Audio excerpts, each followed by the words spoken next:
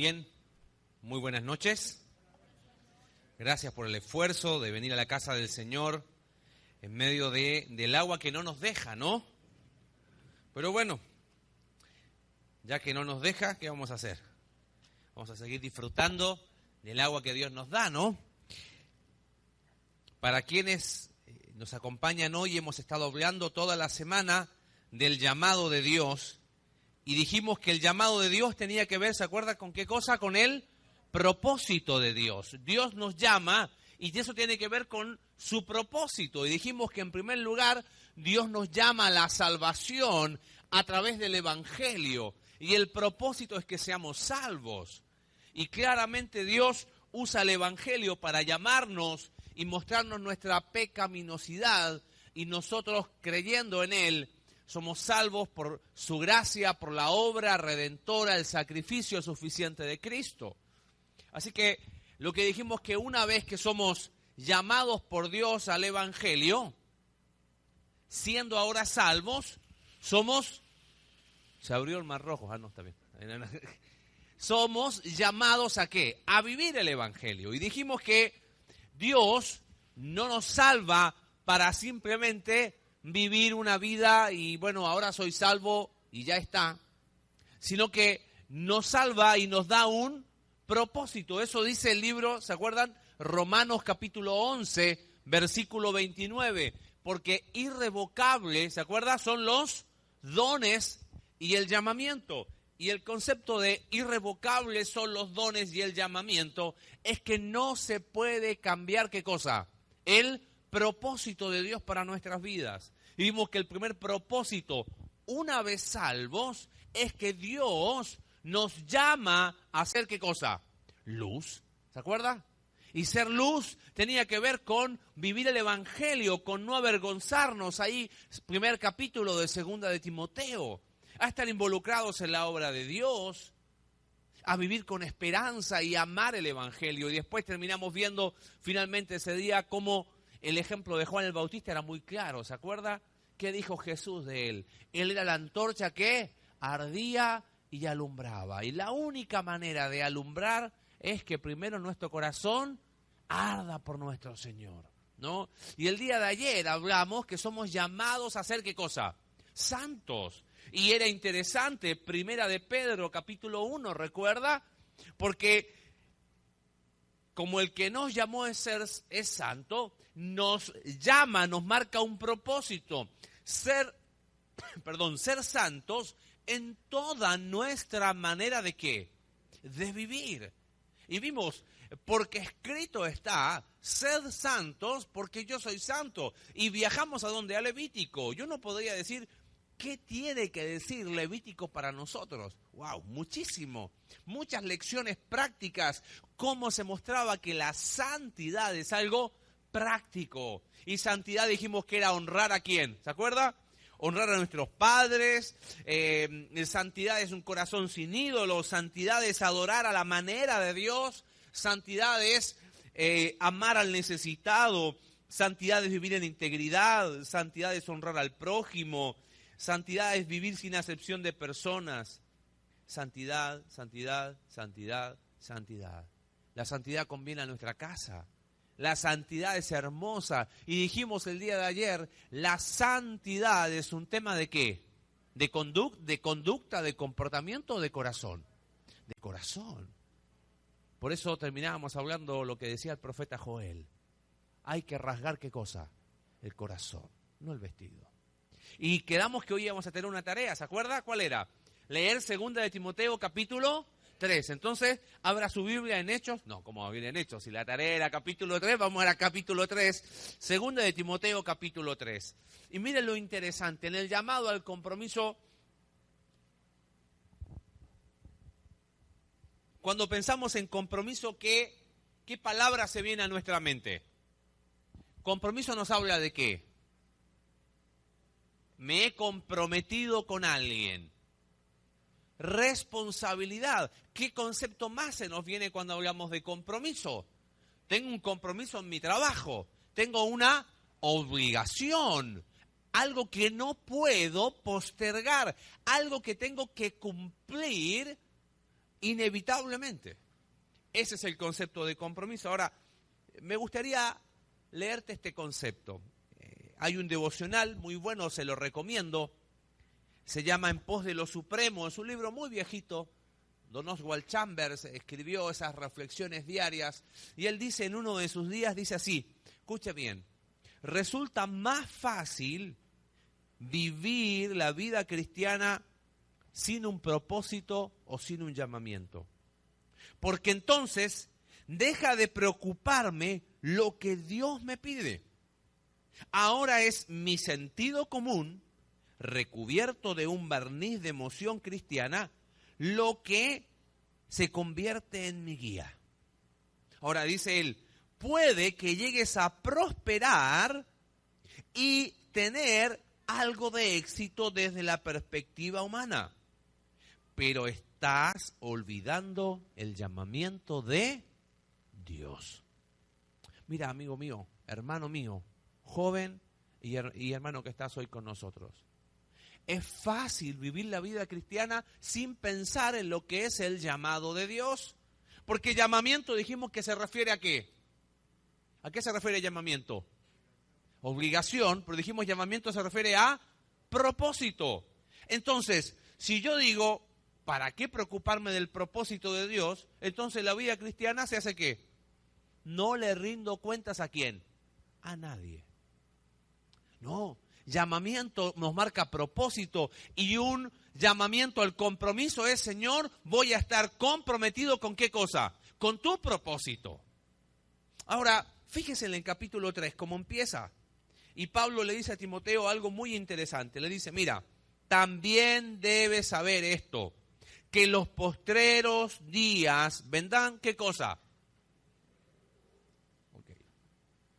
Le hago una pregunta. ¿A qué se refieren los postreros días? A los que son postreros, ¿ok? Son los últimos. Y yo estoy totalmente convencido que estamos ¿en qué días? En los postreros. Es totalmente claro de parte de Dios. Ah, buenísimo, gracias. Ah, ok, gracias. Perfecto. Ha sido muy bien, gracias, hija. Muy bien. Muchas gracias. Volvemos entonces ahora. Muy bien. Versículo 1. En los postreros días. ¿Y cuáles son esos postreros días? Hoy son. ¿Y qué característica le da Pablo? ¿Cómo son esos tiempos? Son tiempos peligrosos. Y amado mío, cuando hablamos de tiempos peligrosos, ¿cómo poder enfrentarlos? Y aquí es donde Pablo le da un consejo a Timoteo, que tiene que ver con un llamamiento a un compromiso. Y lo que yo quiero en esta noche hablar, y no es lo que yo quiero hablar, sino lo que la Biblia nos habla, es un compromiso, ¿sabe con qué? Con la palabra de Dios. Pero antes de, quizás lo primero que usted me dice, Marcelo, qué bueno, pero somos templo bíblico. Por lo tanto, sabemos mucho de qué. Yo tengo un concepto muy particular. Muchas veces decimos, tenemos conocimiento, lo que nos falta es ¿qué cosa? Aplicarlo. Yo estoy convencido, y le voy a mostrar bíblicamente, que no es así. Oseas capítulo 4, Dios le dice al pueblo, mi pueblo fue destruido, ¿por qué? Le faltó ¿qué cosa? Conocimiento. Ahora, ¿los judíos repetían la ley o no la repetían? No, hombre, todo el día. ¿Sabe cómo la memorizaban? Yo creo que ahí en el desierto, allá empezaron con la GBDB en aquel tiempo, ¿no? Y las sabían las historias. Y seguramente en los tiempos de la monarquía, sí, se sabía la historia de Moisés, de Josué, de los jueces ni hablar. Pero entonces, ¿por qué Oseas dice, mi pueblo fue destruido porque le faltó conocimiento? Mire, piense esto, solamente quiero hacerlo pensar en esta noche. No me responda. ¿Los fariseos tenían conocimiento o tenían tradición? Los fariseos tenían tradición. Porque cuando el Señor le dice en Mateo 15, vosotros quebrantáis la ley con vuestra ¿qué? Para ellos era más importante lo que decían los hombres que lo que decía ¿qué cosa? La palabra de Dios. Es que cuando uno realmente conoce, pero de forma experimental, cuando uno realmente tiene un encuentro con este libro que va más allá de que sea un libro, va más allá de colocarlo bajo el brazo para ir a la reunión, cuando este libro se vuelve el centro de tu vida y ya deja de ser un libro, sino se transforma en la guía práctica de tu vida, ahí y solo ahí hay conocimiento. Si no es tradición. Porque ¿sabe qué? ¿Sabe quiénes son los que estudian más el texto griego? Que fue el idioma en que se escribió el Nuevo Testamento. Son los católicos, ¿sabía usted? Los comentaristas católicos se saben el texto griego de memoria. ¿Tienen conocimiento? No. Porque su vida no lo refleja. No existe eso de, no, yo tengo el conocimiento, lo que pasa es que no lo aplico. Eso no es conocimiento. Eso es necedad. Imagínese que usted está enfermo y tiene aquí toda la medicina y yo la conozco y digo sí, no, pero no me interesa. ¿Eso es conocimiento? No. Si hay conocimiento, ¿qué voy a hacer? Voy a tomarme la medicina, la voy a aplicar a mi vida. Entonces quizás esta noche, hermano mío, por primera vez vamos a darnos cuenta que quizás tenemos un conocimiento con un enfoque un poquito equivocado. ¿Qué significa compromiso con la palabra de Dios en tiempos peligrosos? Volvemos a 2 Timoteo capítulo 3.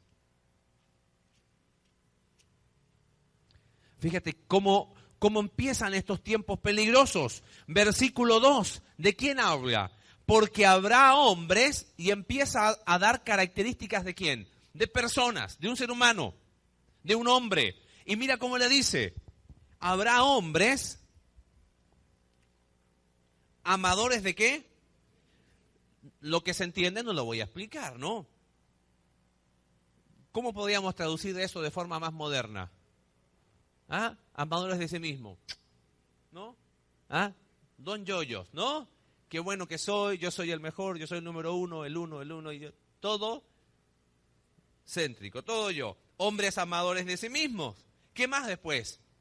Avaros, sabemos lo que es avaros. Y la avaricia no solo tiene que ver con tener mucho, sino con el deseo de querer tener mucho. La avaricia tiene dos primas, la codicia y la envidia. La codicia es querer tener lo que el otro tiene y la envidia es enojarme por lo que el otro tiene y estar dispuesto a pecar con tal de que el otro no lo tenga. Avaros, ¿es una característica hoy? Sí. ¿Amadores de sí mismos? Sí. Sí. ¿Qué más sigue diciendo? Vanagloriosos. O sea, muestran su gloria, pero dice es vana. Hoy, cada hombre, cada persona está siempre hablando de sí mismo. Fíjate que dice después, soberbios. ¿Es una característica hoy? Claro que sí. ¿Qué sigue diciendo después? Blasfemos. Desobedientes a los padres. No, acá nunca pasaría, ¿no? Jóvenes, niños, ¿es una característica esa? No, de otras iglesias, ¿no? Desobedientes a los padres. ¿Qué sigue diciendo después? Ingratos, impíos, con una conducta horrible moralmente. Fíjate que sigue diciendo después, sin afecto, ¿qué?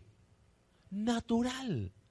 Ahora a mí me llama la atención este concepto de sin afecto natural. A veces uno dice, oye, pero hay cosas que jamás... Jóvenes, hoy tenemos que ser honestos, hermanos míos. Vemos cosas que uno dice, wow, pero ya le voy a aclarar algo. Implacables. Y el concepto de implacables son, nunca se van a reconciliar. O sea, se enojan con alguien y ahí se quedan. Calumniadores, hablan mal. Intemperantes, sin dominio propio. Crueles, aborrecedores de lo bueno, traidores, impetuosos. El concepto es sin prudencia. Infatuados, necios, amadores de los deleites más que de Dios. Y uno podría pensar, bueno, claro, Marcelo, la humanidad está así, ¿o no? Y uno podría pensar, sí, en esos países así desarrollados está así. Mira qué interesante. Romanos capítulo 1 habla de características muy similares. Pero Pablo las menciona como características del hombre sin Cristo. ¿El problema cuál es? Versículo 5. Que tendrán apariencia de ¿qué? El concepto es tendrán el disfraz de ¿qué? De cristiano. O sea, la Biblia la tienen ¿dónde? Bajo el brazo. Aparentemente hay ¿qué? Conocimiento. Que tendrán apariencia de piedad, dice el texto. Pero ¿qué pasa? ¿Sabes cuál es la idea de negarán la eficacia de ella? Que con sus hechos muestran que la palabra de Dios no tiene poder. Y Pablo le dice a Timoteo, en esos tiempos peligrosos, ante esos hombres, ¿cuál es el consejo? ¿A estos qué? A ver, entonces, ¿cuál es el problema aquí? En Romanos capítulo 1, estos hombres, ¿dónde están? Fuera. Y en 2 Timoteo 3, ¿dónde están? Dentro. Ahora uno diría, es que hermano, son los tiempos últimos. Mire, ¿desde cuándo el pecado se escribe con 6 letras? Desde siempre. Desde Génesis capítulo 3. ¿Hay más pecado ahora que antes? Yo creo que ahora hay más publicidad.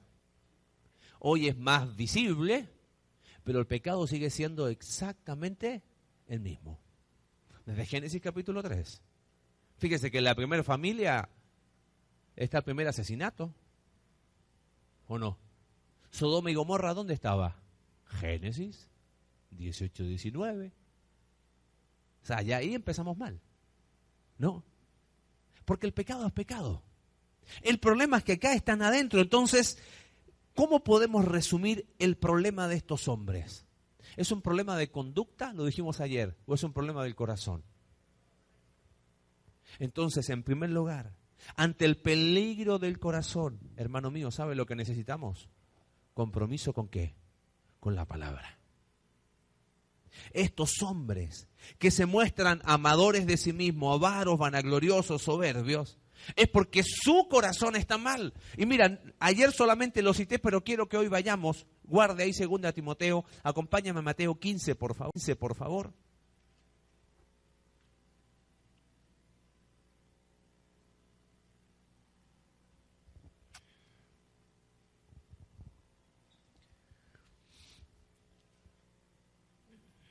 Estos fariseos que se supone que tenían conocimiento y el Señor le dice a ustedes lo que tienen es tradición.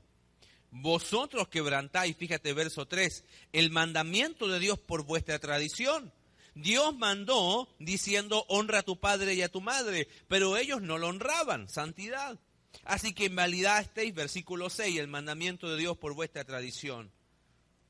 Entonces, verso 7, Jesús le dice a estos fariseos hipócritas, bien profetizó de vosotros Isaías cuando dijo, este pueblo de labios me honra, mas su corazón, ¿dónde está?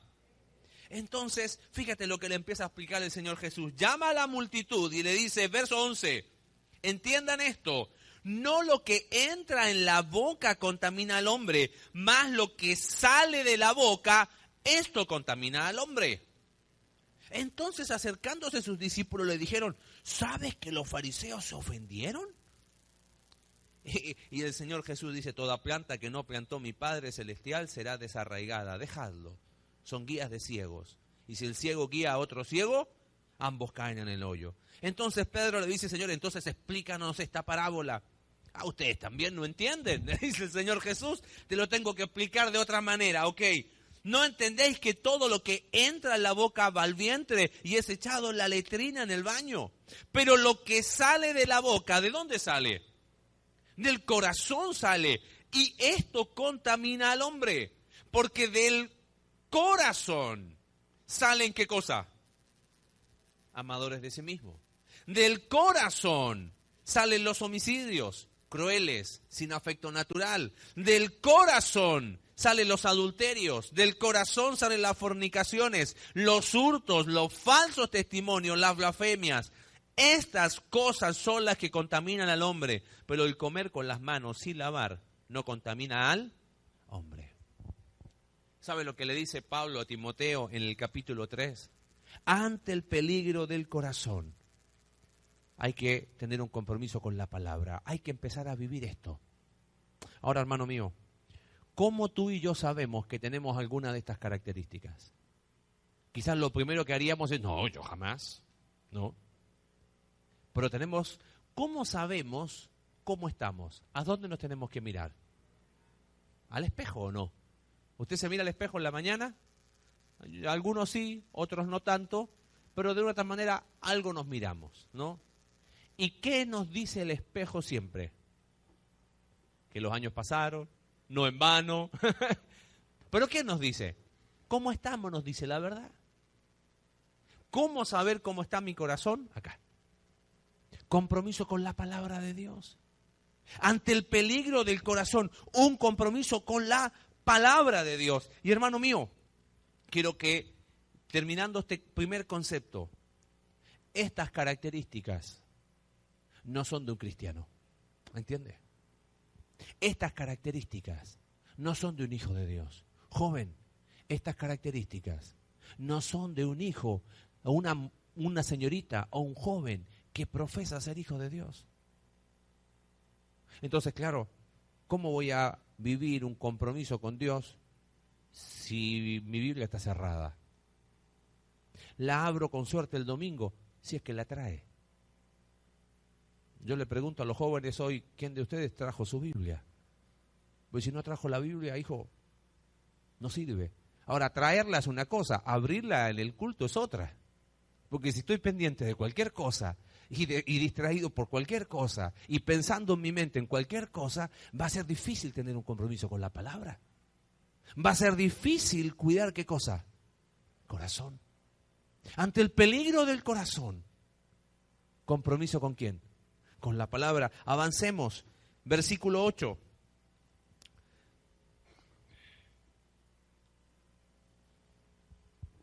Y de la manera que Janes y Jambres resistieron a Moisés, así también estos resisten a la verdad, estos hombres corruptos de entendimiento, réprobos en cuanto a la fe, mas no irán más adelante porque su insensatez será manifiesta a todos, como también lo fue la de aquellos. Ante el peligro del corazón, compromiso con la palabra. Ante el peligro de la imitación, compromiso, ¿sabe con qué?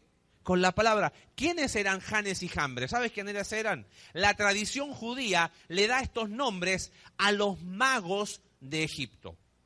¿Se acuerda? No tengo el tiempo ahora, si quiere poder buscarlo en Éxodo capítulo 7 y 8. Llega Moisés ante Faraón. ¿Y qué hace Moisés para mostrar que Dios lo había enviado? Convierte la vara ¿en qué? ¿Y qué hacen los magos de Egipto? Hacen lo mismo. Entonces después va Moisés y ¿qué hace? Con el poder de Dios convierte ¿qué cosa? El río Nilo en sangre. Y vienen los hechiceros ¿y qué hacen? ¿Lo contrario o hacen lo mismo? Hacen lo mismo. ¿No te llama la atención? Después viene Moisés y hace venir ranas. ¿Y qué hacen los magos? Hacen lo mismo. Y llega la tercer plaga, cuarto milagro. Moisés convierte con el poder de Dios el polvo en piojos. Y adivine qué hacen los hechiceros. No pueden.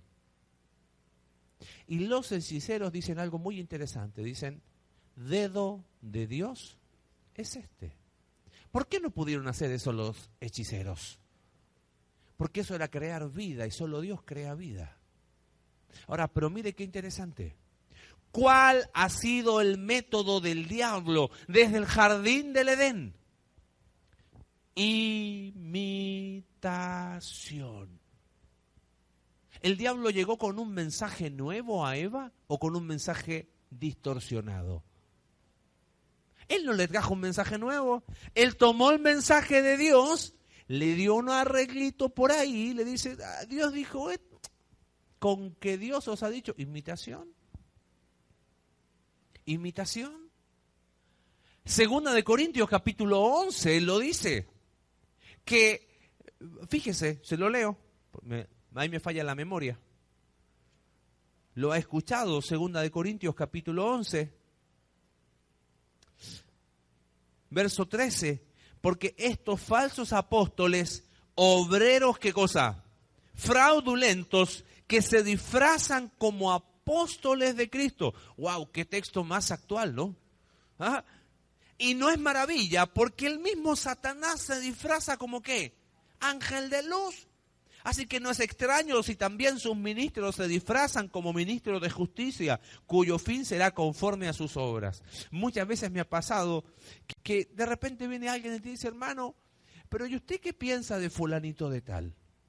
Y digo, pero hermano, abra la Biblia y saque sus conclusiones solitos. Claro, mucha confusión a veces viene, ¿sabe por qué? Porque como ante el peligro de la imitación, ¿qué necesito yo? Compromiso con la palabra. Hoy, hablábamos el otro día con unos hermanos acá, una noche, cómo es el acceso a la información.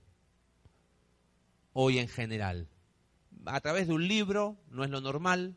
¿Cómo accedemos a la información? Internet. Entonces, ¿qué hacen muchos jovencitos sobre todo? Colocan YouTube, ¿no?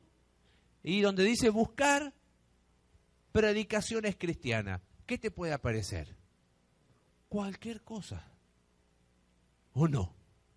Y de repente, me ha pasado con los alumnos en el instituto, me dice, profe, ¿y usted qué piensa de tal o cual cosa?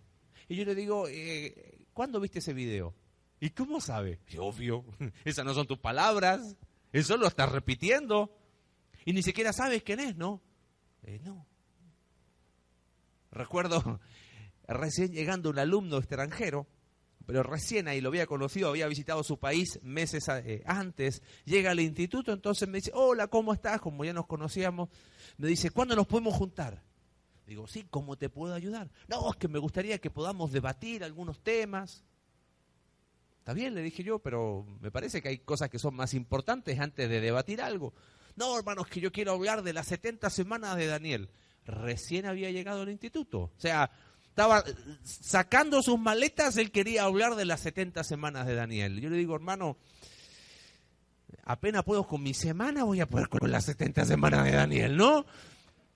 Pero él insistía. Yo dije, bueno, ¿qué libro has leído? Me dice, no, yo quiero que usted escuche una predicación, dura 2 horas y después la comentamos. Entonces dije, mira, hijo, primero no tengo 2 horas. Segundo, me parece que para estudiar las 70 semanas de Daniel, ¿qué tendríamos que abrir? La Biblia, ¿en qué libro? El libro de Daniel, para saber de qué tratan las 70 semanas de Daniel en esa visión profética. Pero dije, voy a hacer algo. Dame el link, voy a buscar y voy a ver lo que pueda. Era un adventista hablando de profecía. Entonces cuando me doy cuenta, lo llamé y le dije, hijo, ¿tú crees que...? Ah, no, es que yo... Me pareció interesante y como planteaba cosas nuevas, ay, Señor. Imitación. ¿Se da cuenta? Jóvenes, ojo. Porque claro, como el nuevo ídolo del corazón es el celular, a veces para cristianizar el tiempo en el celular, voy a YouTube a escuchar cualquier cosa que tenga algo de olor a cristiano. Ojo, tenga cuidado. O cualquiera que sube algo a Facebook y porque dice Dios, debe ser cristiano. No, hijo. Ante el peligro de la imitación, un compromiso con la palabra de Dios. Solo déjame leerte un texto en Isaías, si lo quieres ver, porque este texto es precioso. Isaías capítulo 8.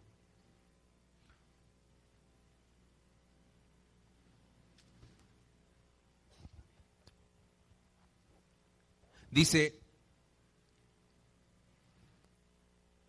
Isaías está hablando al pueblo y le está diciendo, ustedes lo que necesitan es santificarse, que Dios sea vuestro temor, que su palabra esté en medio de su corazón. Verso 16, ata el testimonio, sella la ley entre mis discípulos. Entonces dice, y si os dijeren, verso 19, preguntad a los encantadores y a los adivinos que susurran hablando, responded, ¿no consultará el pueblo a su Dios? ¿Acaso consultarán a los muertos por los vivos?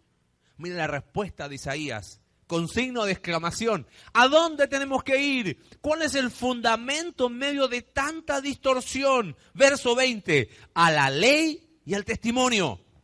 Hermano mío, te abro mi corazón con esto, siendo miembro de una iglesia como esta. Si somos templos bíblicos, tenemos que llevar el nombre bien puesto. ¿Me entiende? Con Biblia, Biblia, Biblia, Biblia, Biblia, Biblia. Pero la pura y santa palabra de Dios, a la ley y al testimonio. Si no dijeren conforme a la palabra, es porque no les ha.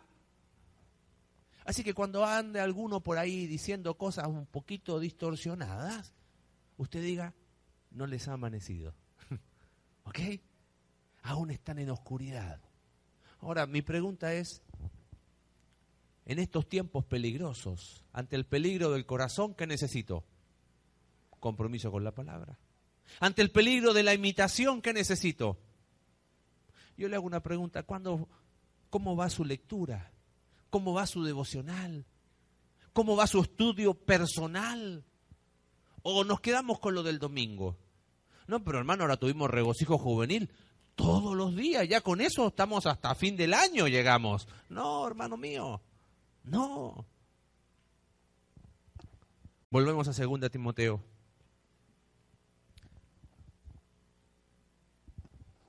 Verso 10.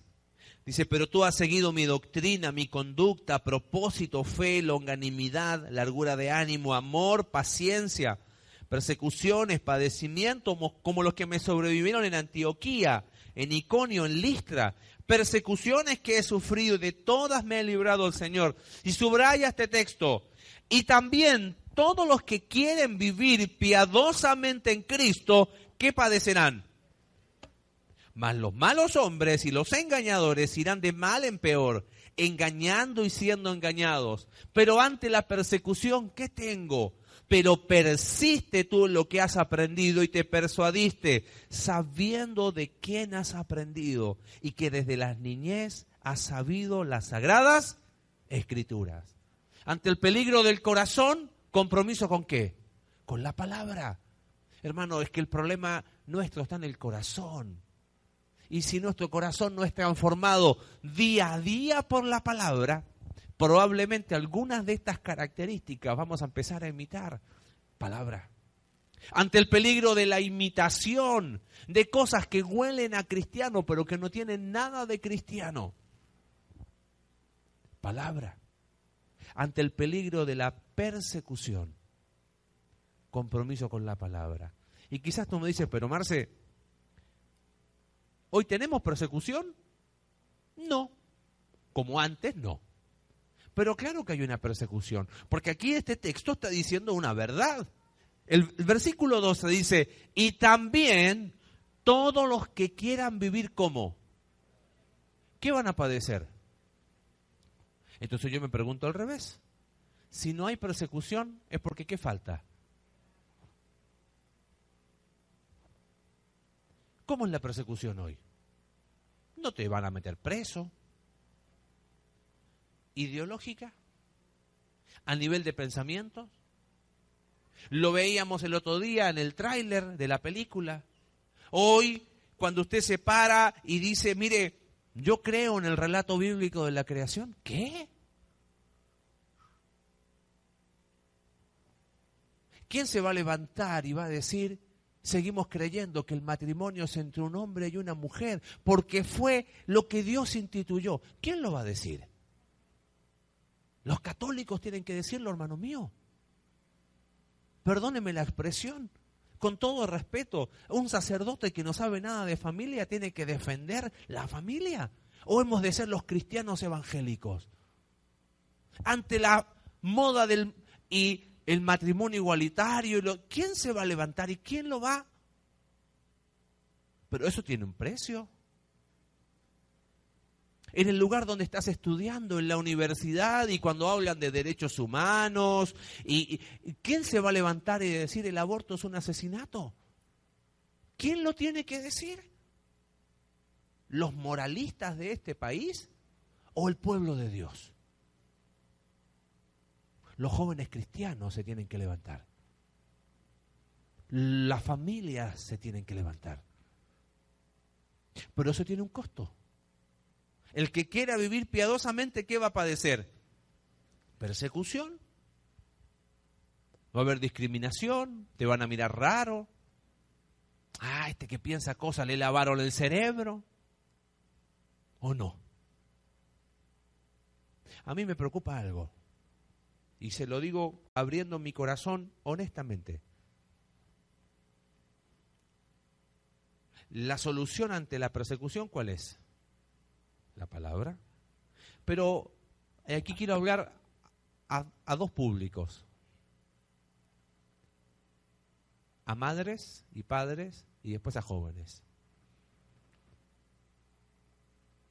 Pablo le dice a Timoteo ante el peligro de la persecución, pero tú persiste ¿en qué? ¿Que la aprendiste desde cuándo? Podríamos decir que Timoteo se crió en un hogar, ¿ves la palabra que está de moda ahora? Disfuncional, ¿o no? Su padre era inconverso, no apoyaba. Probablemente es su madre, que la menciona en el capítulo 1, Eunice, y su abuela Loida, fueron las mujeres que instruyeron a Timoteo. Hermana mía, si estás sola en eso, vale la pena y se puede. Amén. Si estás sola en esto porque quizás tu esposo no te acompaña, piensa en Timoteo, que tuvo una madre, y es más, quizás tú dices, pero bueno, yo ya no tengo mis hijos, que se puedan levantar en esta iglesia loidas, que puedan ser de influencia a sus nietos, y sembrar en ellos lo que los va a mantener firmes el día de mañana. Sembrar, sembrar, sembrar. ¿Se puede o no se puede? Sí. Ahora hablo de los jóvenes. Quizás algunos de los de acá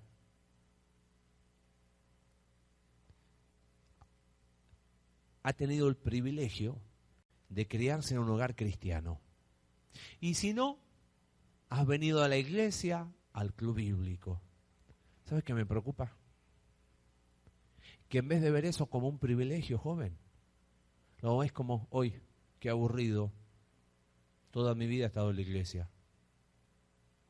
Hoy, qué aburrido, ya me sé la historia. Uy, sí, Moisés, sí lo conozco, Abraham también. Entonces, ¿sabes qué pasa? Llega la famosa edad de crisis. ¿Sabes cuál es la edad de crisis? No son ni los 13, ni los 14, ni los 15. ¿Sabes cuál es? 18 años. Porque ¿qué hay que hacer a los 18 años? Hay que estudiar en la universidad, mijo, porque si no, usted no va a ser nadie en la vida. Obviamente las cosas espirituales pueden esperar. Y como hay pocas universidades en Puerto Plata, ¿a dónde te vas? ¿A Santiago? ¿A Santo Domingo? Y como que la distancia geográfica empieza a marcar una distancia en el corazón. Y como que el corazón se empieza a enfriar. ¿Es así o no es así? ¿Y qué pasó? Porque un cambio geográfico no cambia el corazón.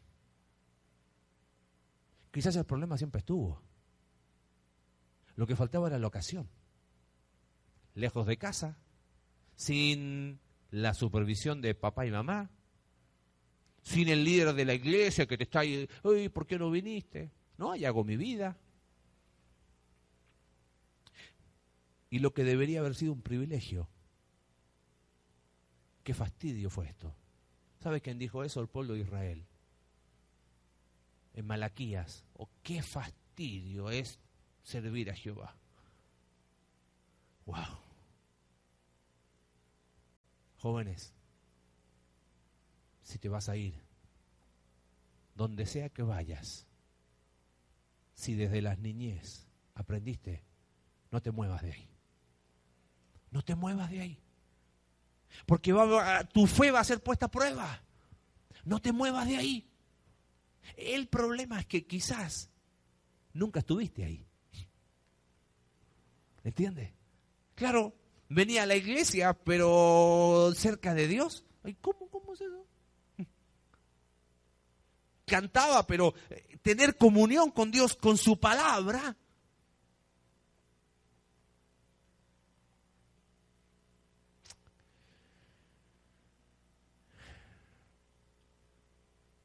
No podemos avanzar, no podemos tener profundidad si no tenemos un compromiso con la palabra de Dios. Pero no con el libro, sino con el Dios del libro. En una comunión honesta y sincera. Terminamos en esta noche con el último concepto. Ante el peligro del corazón, ¿compromiso con qué? Con la palabra. Ante el peligro de la imitación, ¿compromiso con qué? Con la palabra. Ante el peligro de la persecución, compromiso con la palabra. Madres, abuelos, abuelas, vale la pena.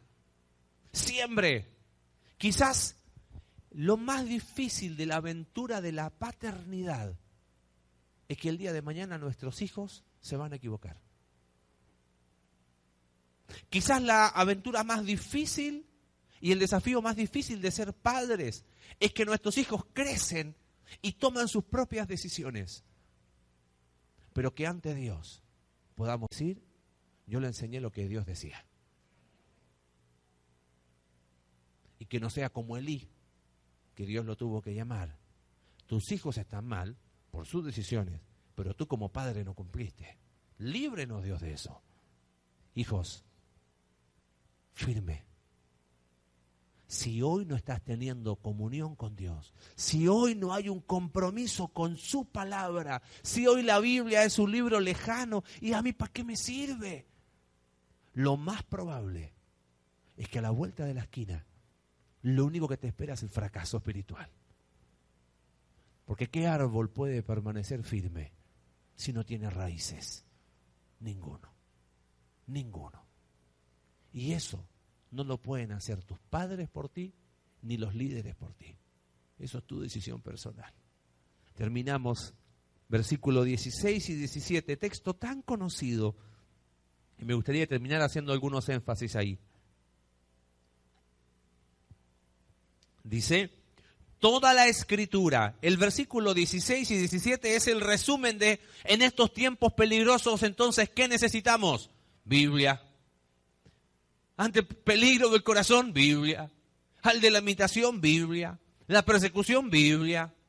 Y mira, ante el peligro, yo le puse así, de mi opinión, Biblia. Porque dice, toda la escritura es inspirada por Dios. No vamos a hablar ahora de inspiración, ese será otro día. Pero fíjate, dice que la palabra de Dios la escritura es inspirada por Dios, pero le da una característica, es que útil, y el concepto es provechoso. Tiene la capacidad de ¿qué cosa? Fíjate las 4 cosas que dice ahí. Enseñar, ¿qué más dice después? Redarguir, corregir e instruir. Tratemos de desglosar rápidamente eso. Enseñar, ¿a qué se refiere? La Biblia te enseña lo que es verdad. ¿Es correcto eso? Ahora, ¿quién necesita ser enseñado? Todos. Porque el que necesita ser enseñado es el que necesita aprender, el que necesita crecer. Y Pedro, siendo la mano derecha del Señor Jesús, dice, antes bien creced en la gracia y el conocimiento de nuestro Señor Jesucristo. Así que necesitamos ser enseñados. Sí, nos enseña lo que es verdad. Después nos dice redarguir. Y redarguir tiene que ver con que nos hace ver lo que está mal. ¿La Biblia nos hace ver lo que está mal? Sí. ¿Viste cuando algunas personas te dicen, es que no me di cuenta que estaba mal. Lo más probable, entonces, es que nunca se había mirado en dónde, en el espejo de la palabra. Porque por más que uno se crea lindo, el espejo nos dice que somos ¿qué? Feos, ¿no? Los feos tienen que decir amén conmigo, ¿ok? Y esa es la idea. Redarguir es que te muestra lo que está mal. Ahora, después dice corregir. O sea, te muestra lo que está mal y te dice, bueno, aquí hay que rectificar. Esto hay que hacer. Lo que es precioso es que acá nos está mostrando cómo opera la palabra de Dios. Primero nos enseña lo que es verdad. Después, ¿qué hace? Nos muestra lo que estamos mal. Pero la palabra de Dios no solo nos muestra un diagnóstico, sino que hace después. Nos da el tratamiento. Nos corrige. Bueno, haga este ajuste aquí, haga este ajuste aquí, haga este ajuste aquí. Y después, ¿qué dice? Instruir. Y la idea es, nos enseña otra vez lo que está correcto. Te lo explico de la siguiente manera. La palabra de Dios te dice, aquí hay un camino, tienes que transitar, allí hay un agujero, ten cuidado. ¿Y nosotros qué hacemos? No hacemos caso. Entonces, ¿qué hacemos? Caminamos por ahí. ¿A dónde nos vamos a caer? Al agujero. Entonces, después la palabra de Dios, ¿qué hace? Redarguye y nos muestra, ¿dónde estás? Estoy en el camino. Somos duros, ¿no? ¿Tú estás seguro que estás en el camino? Estoy todo bien. En el agujero, como 5 metros bajo tierra, ¿no? Hasta que la palabra de Dios te muestra, sí, estoy mal. Después, ¿qué hace? Corrige. Bueno, salga por aquí, sales del agujero. ¿Y qué hace después? Te instruye. Tú vas a volver a caminar otra vez. Ahí hay un letrero que dice, cuidado con qué. No camine por ahí. ¿Sabe cómo se llama esto, hermano mío? Joven.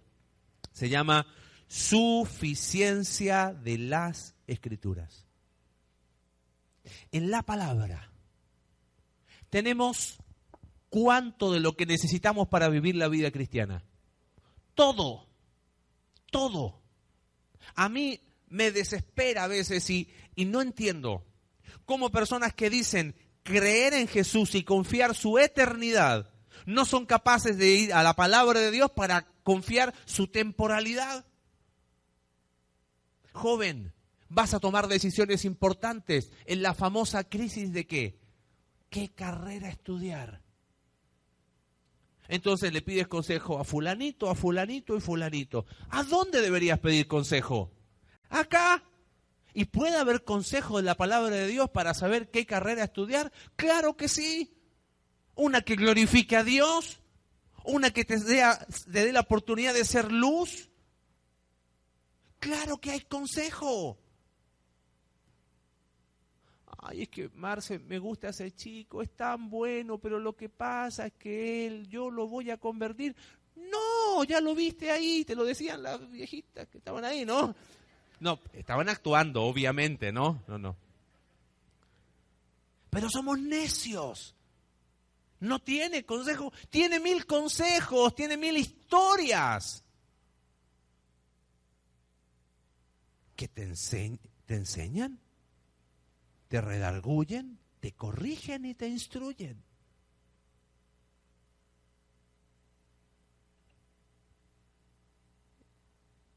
¿Y cómo voy a criar a mis hijos? Quizás piensan lo...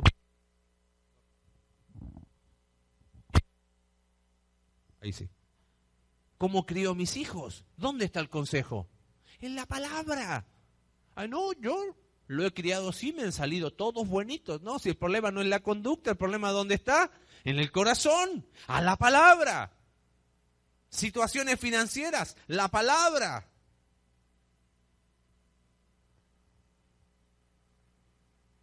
Estoy en un cuadro depresivo. La palabra no tiene respuesta. Claro que la tiene.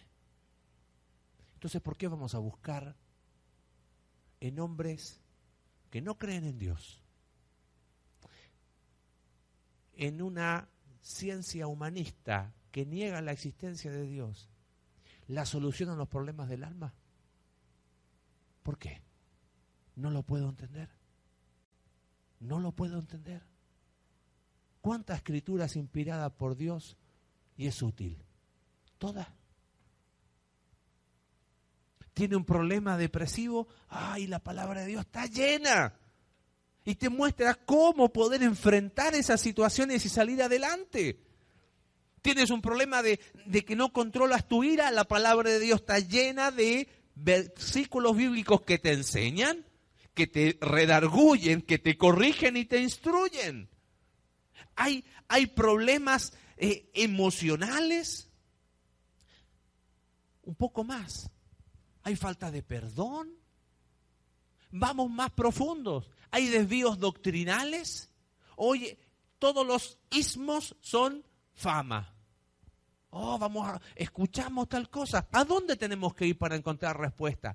A la palabra. Hay adicciones pecaminosas. La palabra.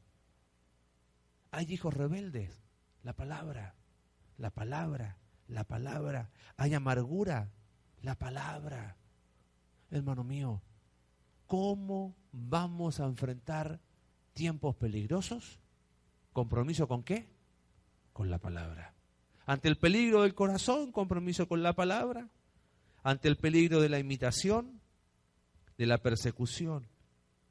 Ante el peligro de mi opinión. ¿Por qué le puse ante el peligro de mi opinión? Porque si en algo somos expertos, ¿en qué lo que es? Es que en mi opinión, no. Qué distinta sería nuestra vida si dijésemos, la Biblia dice. Es que yo opino, no, yo no opino nada. Qué distinto sería decir la Biblia dice. Uno de los versículos más conocidos que aprendimos en la escuela bíblica de verano respecto a la Biblia, Salmo 119, 105. ¿Qué dice? Lámpara es a mis pies. Hace un tiempo estaba hablando con un hombre que ha sido una influencia espiritual a nuestra vida. Y le estaba pidiendo un consejo para tomar algunas decisiones. Es un hombre ya bien mayor.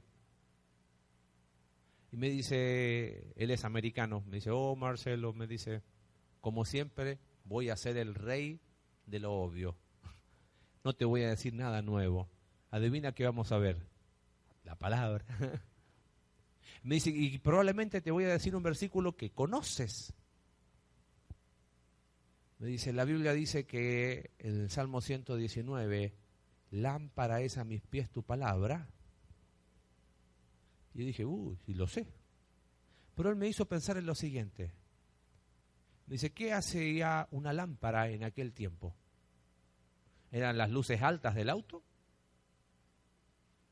¿O la lámpara te iluminaba los centímetros que te gusta? 30, 40 como mucho. Entonces él me dijo algo muy interesante. ¿Sabes lo que te dice la Biblia? No te dice con quién te vas a casar. La Biblia no te dice qué trabajo vas a tener. La Biblia no te dice qué carrera vas a estudiar, cuántos hijos vas a tener, porque esto no es oráculo, no es un horóscopo. La palabra de Dios, con sencillez y con profundidad, te va a indicar cuál es el próximo paso. Nada más. Y cuando diste ese paso, adivina qué hay que dar después. Lo que pasa es que nosotros ya queremos saber qué vamos a hacer en el 2045. Quizás, ¿sabes lo que nos está faltando?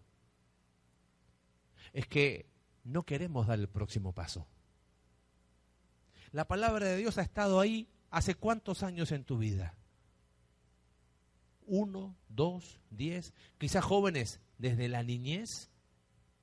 Y te ha mostrado claramente cuál es el próximo paso. ¿Necesitas que te lo diga con letrero luminoso? ¿O a lo mejor ya es momento de darlo? Y todavía te pregunta, ¿y tendré que dejar esa relación? Hijo, hija, dé el paso de obediencia. Compromiso con la palabra de Dios. Ahí está el paso. Sabes que tomando ciertas decisiones, y te lo hablo bien como papá, Si no estás espiritualmente, jóvenes, preparado para salir de este lugar y ir a enfrentar una vida solo, no te vayas, por más que tengas la mejor oferta académica. Porque vas a terminar con un título universitario, pero lejos de Dios. Y eso, querido, no sirve. Eso no sirve. ¿Cuál es el próximo paso? Hay que darlo. En medio de tiempos peligrosos, la lámpara nos sigue diciendo cuál es el próximo paso. Amén. Señor, hemos sido llamados a tener un compromiso contigo.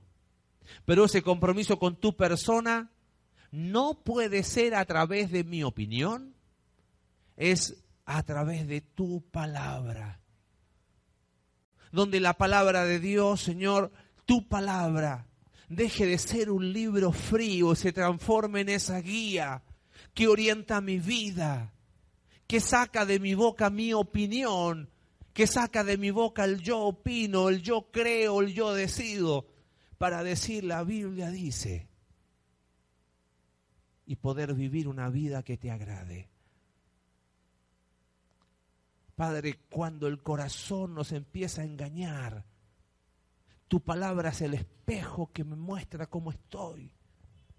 Pero Señor, si mi vida y mi cristianismo es un cristianismo de Biblia cerrada, ay, este tiempo peligroso me alcanza y soy uno más. Padre, ante el peligro de la imitación, permítenos tener la percepción espiritual a través de tu palabra para saber lo que no está bien. Pequeñas desviaciones causan grandes estragos. Haznos, Señor, cristianos del libro, de tu palabra. Cuando nuestra fe se ponga a prueba, que nos mantengamos firmes en lo que tú nos has enseñado a través de tu palabra. Y Señor, gracias porque en tu palabra está todo lo que necesitamos para la vida y la piedad. Eso nos enseña Pedro en la segunda carta. Mientras estamos orando, yo te quiero hacer una pregunta. ¿Hay comunión con Dios a través de su palabra? ¿Hay un compromiso con su palabra? ¿Qué es la palabra de Dios para ti? Porque si no es la lámpara, no voy a saber dar el próximo paso. ¿Qué próximo paso te está pidiendo Dios? Tú lo sabes, yo sé el mío. Ante Dios somos responsables. Bendícenos, Señor, en este tiempo. Te damos gracias. Oramos en el nombre de Jesús.